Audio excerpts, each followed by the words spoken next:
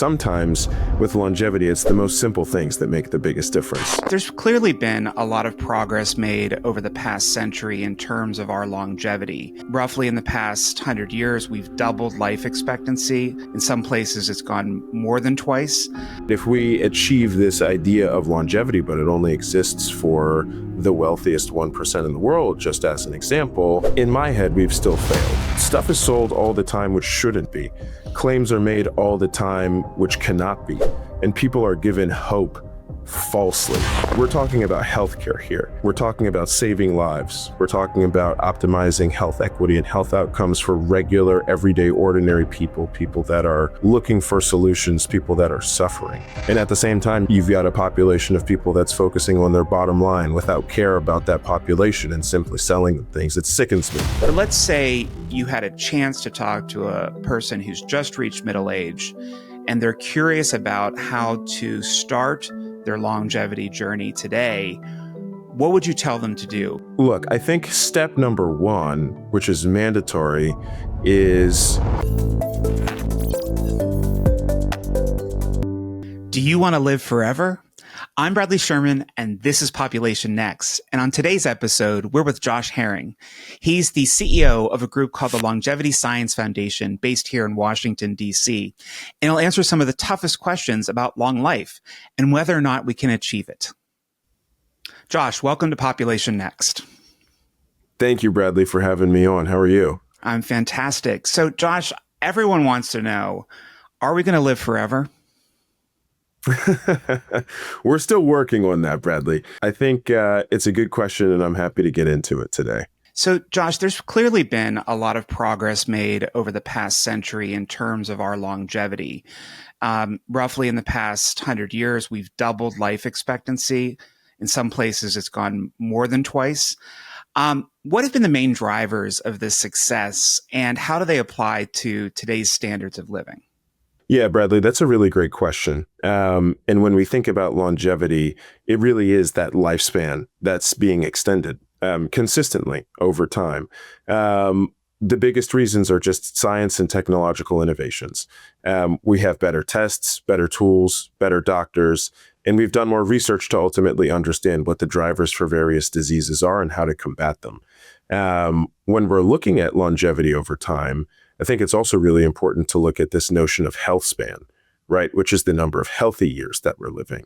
And one super interesting point is that given our relatively explosive increase in lifespan increase, our health spans are actually decreasing slightly. And we've seen this trend come over the course of the last 10 years.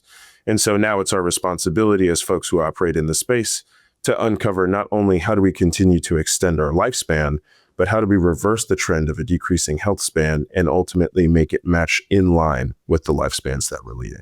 Now, Josh, I think a lot of people, when they conjure up this idea of scientific innovation, they're thinking men and women in lab coats over petri dishes.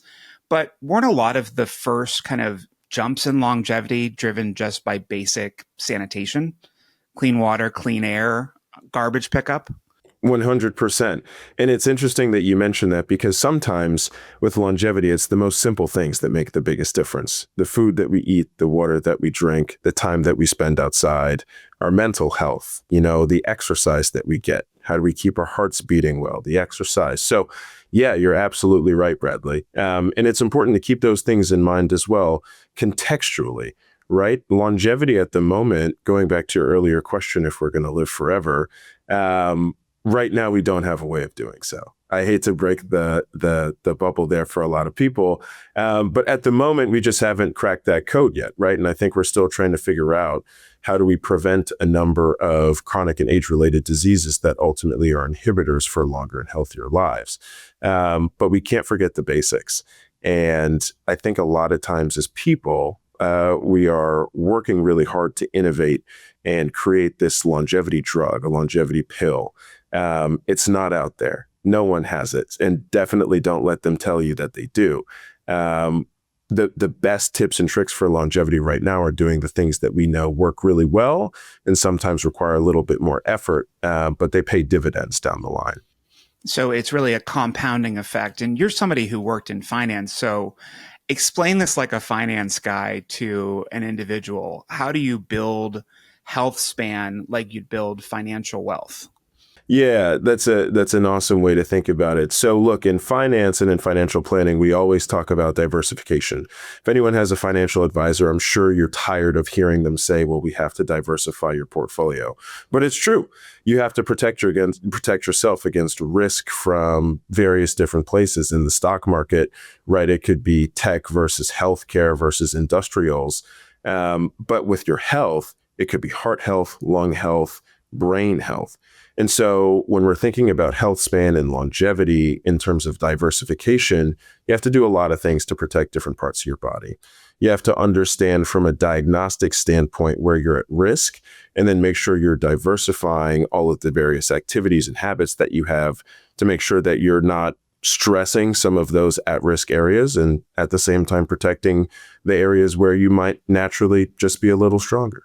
And those investments, as you say, pay off in the long run, much like investing in the stock market. It's a long-term game, not short-term gains. Exactly. And that's the way that we have to keep thinking about this. Longevity is not something that happens overnight. We can't snap our fingers and all of a sudden say, okay, because I did X today, I'm going to live 20 years longer in the future. It really is a compounding effect. These have to be habits. They can't be instances in a moment in time. You have to build them out, stay consistent. And I think that's actually a good thing, right? When we think about taking care of ourselves, we want to make sure that we're in the right frame of mind to do so.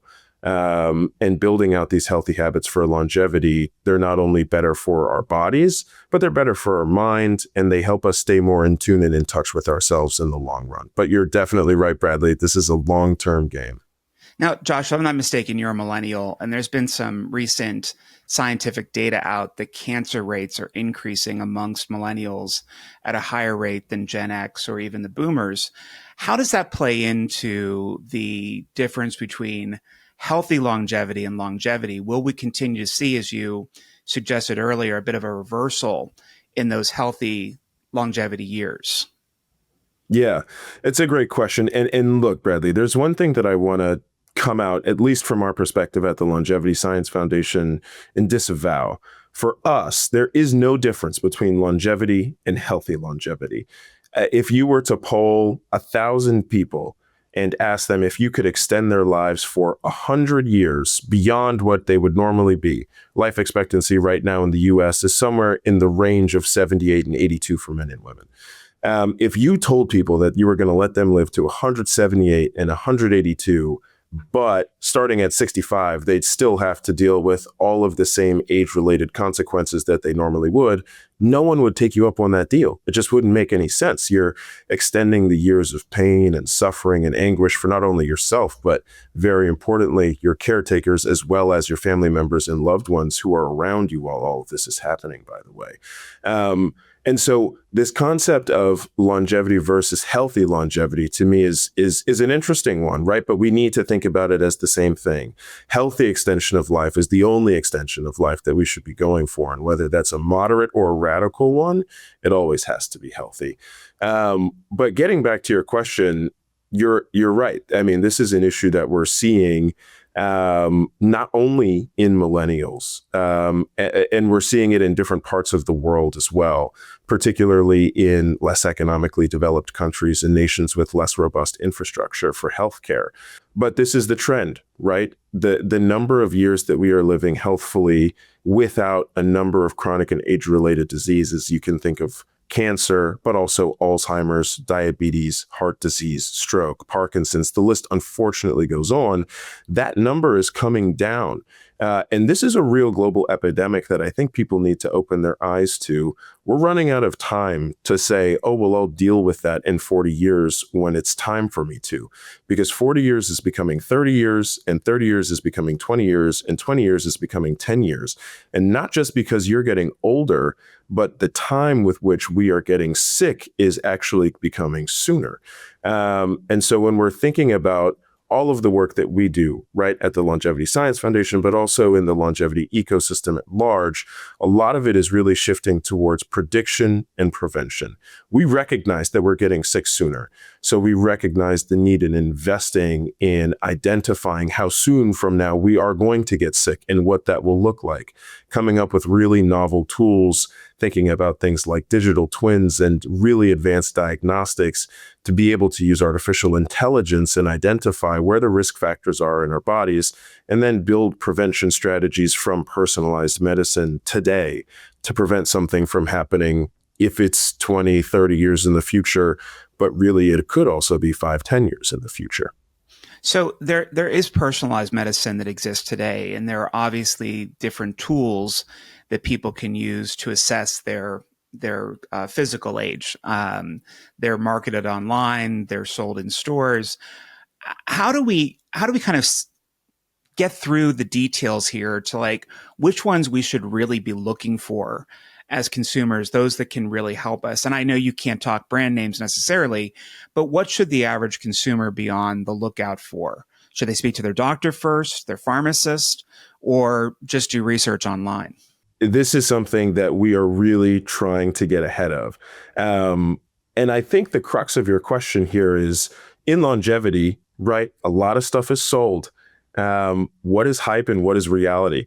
And I think that that's really critical for people inside this industry to take a step back and answer. Look, you're right. I'm not happy about it. Stuff is sold all the time, which shouldn't be. Claims are made all the time, which cannot be. And people are given hope falsely. And when we're talking about healthcare here, we're talking about saving lives. We're talking about optimizing health equity and health outcomes for regular, everyday, ordinary people, people that are looking for solutions, people that are suffering. And at the same time, you've got a population of people that's focusing on their bottom line without care about that population and simply selling them things. It sickens me. It's truly super frustrating.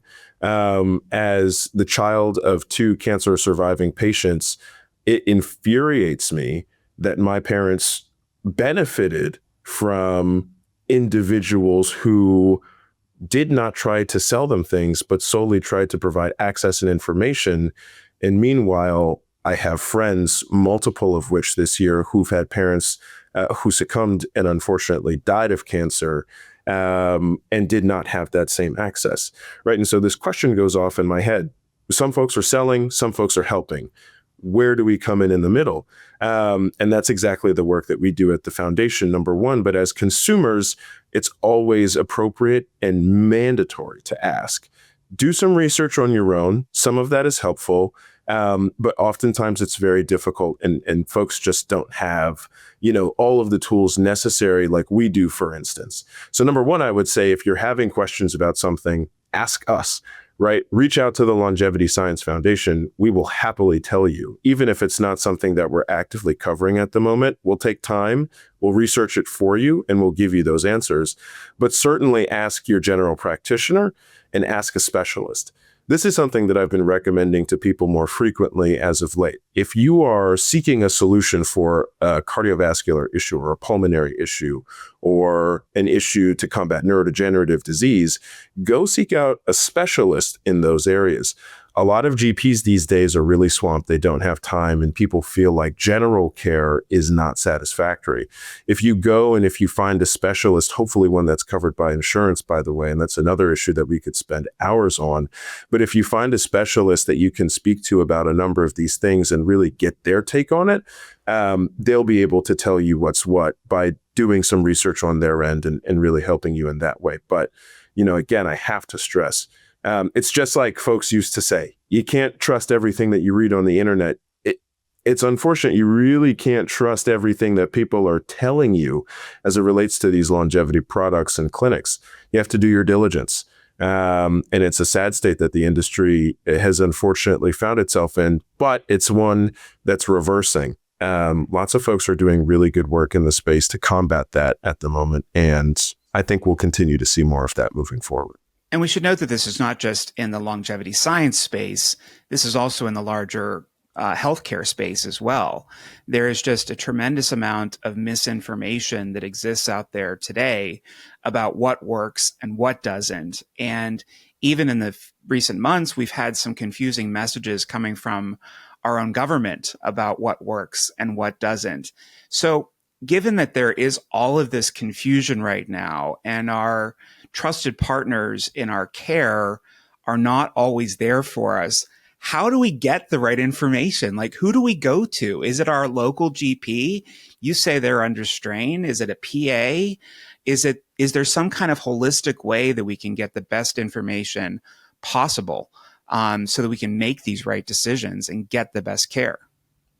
For sure. I would definitely recommend starting with your GP, because they can also refer you to specialists, and is something that many people have likely experienced, right? That's standard practice. I think your PA is fine. I wouldn't start there. I would start with evidence and research-based organizations that have already done analyses of these various things. There are also holistic wellness coaches, right? Longevity coaches. Now, those people are going to cost money.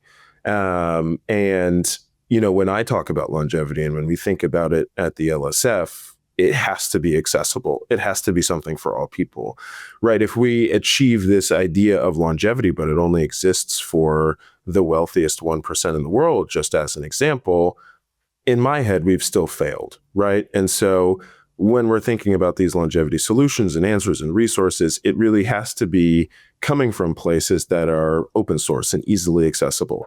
There's a ton of literature out there. And I hate to say that sometimes the best thing to do is the hardest and most frustrating. Read. Nature, right? The Nature scientific articles are, that is one of the best repositories of information that exists on the planet. And you can truly find almost anything that you have a question about there as it relates to science. But again, right, find science and research-based organizations. There are dozens of them, and ask them questions. Use us as an example, right? We answer questions for folks in our network all the time. And sometimes it has to do with longevity and sometimes it doesn't. But at the end of the day, right, when you're working with researchers and when you're working with scientists, their primary concern is answering good questions. It's not making money, right? And so if there's a question to be answered from a research and scientific perspective, there will always be someone to help you find that answer. But let's talk just a moment about the most vulnerable. These are the folks that have the least access to education, the least access to time, the least access to insurance. In fact, it looks like insurance premiums are going to jump significantly this year. And with the passage of this big bill, the big beautiful bill, a number of people will lose access to their Medicaid. So where do these people fall in if we're truly talking about accessible and equitable care that everyone can have access to a healthy longevity? How do we fix this? Because it feels like we're going in the other direction right now. Yeah, it does. Don't lose hope, Bradley. I don't lose hope, but there seems to be some realities here, some headwinds that are coming up against us, and I'm hoping to hear from you, like, how do we push through this? Because the only way out is through and getting to that next level where people can have greater access to this healthy longevity. 100%. I think, look, there are a lot of ways that I could answer this question, and you're right. It's obvious. We are facing some headwinds. There's no secret about that, whether it be from insurance premiums or whether it be from research funding at the governmental level being cut, or healthcare providers being more strained and likely as a result of this bill having to introduce layoffs and further cuts, which is only going to hurt the issue. There are a ton of headwinds. The most vulnerable are where we have to expend the most resources. And we do have to make an investment.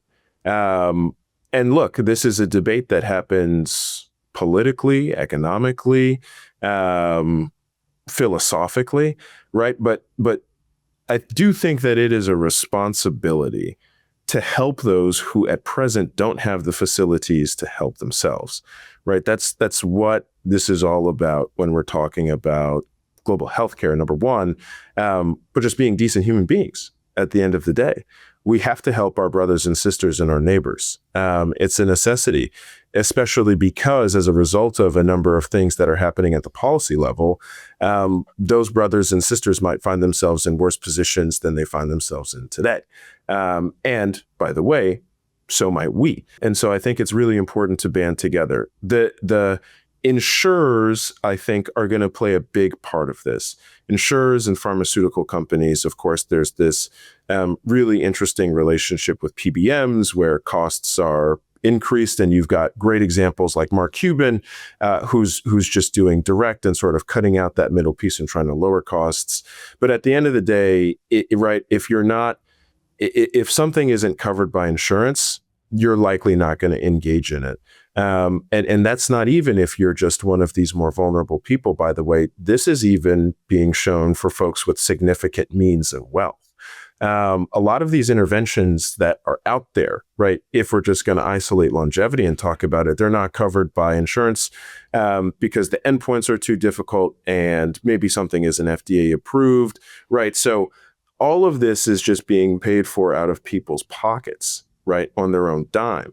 The more vulnerable have no chance, right, especially if we're talking about the more novel and high-tech things that are out there. And so we've got to get stuff on insurance. It just has to happen. And look, I'm not a policy person. I don't understand all of the complexities that are required in order to achieve something like this. But we've got to start somewhere because virtually nothing from the longevity space is covered by insurance. And I think that's a big problem. I will say, I do believe a big reason why insurers are not covering a lot is because we've got so much misinformation in the longevity space and so many unanswered questions. And so the more research we do, the more we can prove, the more I do think that investment will pay off on the back end by getting things covered by insurance and ultimately becoming more accessible to all people. But we've got to put in the work first. It's not going to be the case that we say, hey, I've got a pill that'll make you live 10 years longer. And all of a sudden FDA is going to say, yeah, that sounds like a great idea. And insurers are going to say 100% will cover this. We've got to prove it. And we've got to do the work and understand the science first. And I think that's a step that we're missing a little bit right now that we're trying to drive more investment towards. I should know for our listeners, PBMs, in case you haven't heard that term before, is Pharmacy Benefit Manager. Josh, we've talked a lot about getting access, but obviously the billionaire class does have access to all the care they want in the world. And they're driving a lot of the funding behind this research now. What is going on in their heads to do this? Like, is it a vanity project? Do they see some great market opportunity here? Or do they really believe that they can drive humanity to the next level through longevity science? Or perhaps it's a mix of all three. Yeah, look, Brett, I think it probably is a mix of all three, but I do think that there's a lot of faith in the third point, which you just mentioned there, which is with significant and adequate investment, we can really drive these longevity outcomes. Look, for some, it might be a vanity project. I don't know anyone who is using longevity as solely a vanity project. For some, it definitely is a great market opportunity, right?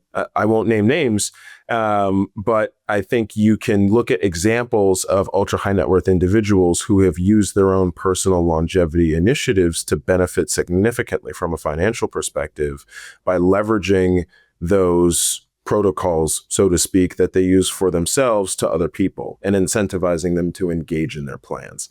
But if you look at the most recent example, which I find very interesting, Retro Biosciences is a company based out in California, which has just received an unbelievable amount of investment from the likes of Sam Altman. And that is a bet to reverse aging altogether. And look, I do think that there is an aspect of this which we have to realize.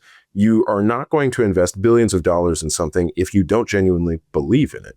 And so, these investments are happening. They're taking place as we speak. What's going on behind those doors and those R&D labs is unknown. But I do think that a large part of the ultra high net worth world is really banking and counting on these solutions to come to fruition. And I think you see that extended beyond traditional investment, even in private offerings. I think you see it with these personal longevity coaches and these, family office longevity professionals that exist, and in many cases offer tremendous value, but their price points are really high and only accessible to those sort of billionaire class or very close to it group and cohort of individuals. Josh, I want to pivot slightly out of the longevity space exclusively to that family office question. As most people know, you have a big, deep background in financial services, but you've taken this leap into longevity science, which I think is fascinating. But I'm wondering, how are wealth managers, specifically family offices, thinking about this extension of longevity? Because it's clear it's not going to be evenly delivered, especially healthy longevity. How is that factoring into the planning for, as much as I hate to say, just retirement or for a longer life, and making those resources stretch longer, perhaps, than they would have needed to just a generation ago? Yeah, if you're a wealth manager or a family office manager and you're not thinking about longevity and lifespan extension, really healthy lifespan extension, you're missing out. And if you need resources in order to be able to talk about those things for yourselves, again, please feel free to reach out. We're more than happy to connect you with really great people that we know. But look, it's absolutely a question, right? If you think about the concept of extending your life another 10, 15 years, as a financial advisor, the number one question that you always ask is, what's the timeline? What's the use for this money and how long do we have until it needs to be used? And so if you add another 5, 10, 15, 20 years, or what some folks are hoping for, another 100, 200, 300 years on the back end of that, you need to really start thinking critically about what your core amount of money needed is. And family offices are paying close attention to this, just as you mentioned. Look, family offices historically have always done a really good job of not only building wealth, but protecting it. And I think that we're seeing more in that sort of preservation versus growth mindset right now. But in all family office conferences and in all family office conversations behind closed doors, longevity is not only a topic of interest due to the novelty and how interesting it is, but also because it has very real implications for bottom lines and the amount of money that folks can spend and use and ultimately inherit at the end of the day as well. Interesting topic, Bradley, that I know that you're familiar with, the sort of silver tsunami, the silver wave, right? A ton of assets are going to be moving in just a short number of years, right? And so we characterize this sometimes as the great wealth transfer. I'm sure some of your listeners will be familiar with that concept as well. In the longevity space, we call it the silver tsunami, where you've got this aging population. And, there's a pretty significant gap between them and the next group of folks that are coming after them. And of course, that raises a number of questions as well about social services and infrastructure, things like, Social Security, for example. How does all that come into play? But back to the original question, family offices are definitely thinking about how to preserve and extend portfolios for as long as possible. And conferences, conversations, and experts are being gathered in every single corner of the world to discuss exactly that. Josh, I always like to leave the listeners with, 3 things that they should be thinking about today. And we know that it is really hard to get younger people in their teens, their 20s, and even their 30s thinking about longevity, whether that's their own health in longevity or their financial health and longevity. I know myself, when I turned 40, I started thinking about the world a little bit differently. It's different for every person, I'm sure. But let's say you had a chance to talk to a person who's just reached middle age and they're curious about how to start their longevity journey today. What would you tell them to do? Maybe those top 3 things to get them started.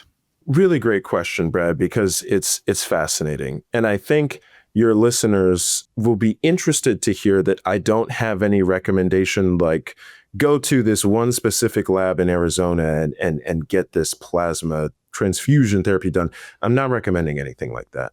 Look, I think step number 1, which is mandatory, is do some blood work, right? But understand your biomarkers. It's really important to understand things like, am I more at risk for Alzheimer's than the average person? And then understanding why that is Sometimes it can be genetic and hereditary. There's an allele that if you have, you're just significantly more at risk. It's what Chris Hemsworth has, for example, right? And so understanding things like that, not only for your brain, but for your heart and for your liver and for your blood, right? For your bones as well. All of that is critically important. And I think folks need to start thinking about things in terms of the whole body system. So that's step number one. Step number two, I would absolutely recommend you cut back on drinking. 100%. I hate that advice. Cut back on drinking. I hate that advice. Me too. And look, it never makes me the most popular guy in the room when I say it. But it's devastatingly important. Cut back on drinking. And the third point, which again is not going to make me a very popular person, get the proper amount of sleep. Now, sleep is actually more interesting. We've always discussed what the right amount of sleep is. I think for a long time, folks said 8 hours is the right. And then about 2 years ago, there was an interesting study that came out that said, well, actually, men need 7 hours of sleep, but women need 9 hours of sleep. And there's some more truth to that than just the standard 8 hours. But truly, sleep is personalized. And so get the proper and adequate amount of sleep that is right for you. It is unbelievably beneficial for your brain, for your heart, for your overall health, but also for your mood and your mental health, because those are important things for your longevity as well. It reduces inflammation, it protects your microbiome. And so while those things might be a little bit more boring, and we're not talking about some of the sci-fi stuff that does exist that's out there that, might take a more direct and targeted approach at a particular issue. If you really want to think about protecting your longevity, going back to the beginning of our conversation, Bradley, these are habits that you have to build. It's not a pill. It's not a snap the finger sort of thing. It's not overnight. And so if you really build these things out, it will pay dividends for you, just like investing would.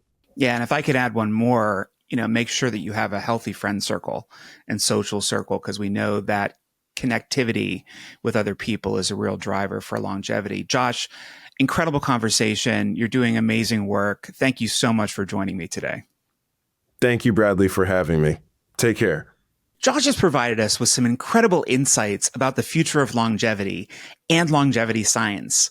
I've included some resources in the show notes below, so check those out. And of course, if you want to follow for more information, like, comment, and subscribe. And of course, follow me on Substack at populationnext.com. That's populationnext.com.